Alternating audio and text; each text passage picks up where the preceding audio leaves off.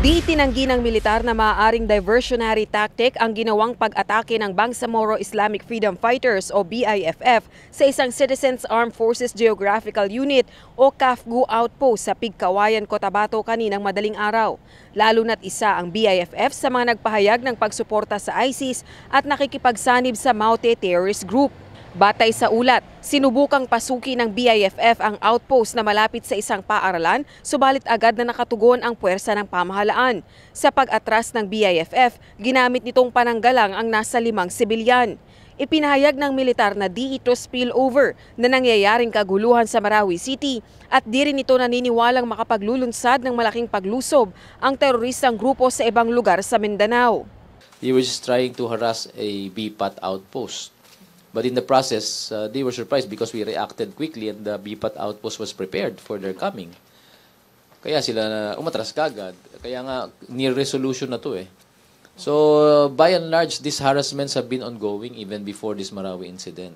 Ayon sa militar, nananamantala lamang ang BIFF at nais ipakitang umiiral pa ang puwersa ng grupo. Gayunman, iginiit ng AFP na nananatiling nakaalerto ang tropa ng pamahalaan sa Mindanao at handang tumugon sa anumang gagawin ng mga armadong grupo. Nagbabala naman si Pangulong Rodrigo Duterte sa posibilidad ng pambobomba ng ISIS sa Mindanao. Ito ay kahit matapos pa ang kaguluhan sa Marawi City. So you have to keep watch and control the movements as yet. Just because the fighting has stopped in Marawi doesn't mean that we are already safe. One of these days, they will go into bombing. Kung magsabi sila bakit sa Mindanao, I don't want to insult them, but they should conduct the debriefer every day. There's always a bomb every day exploding in Mindanao.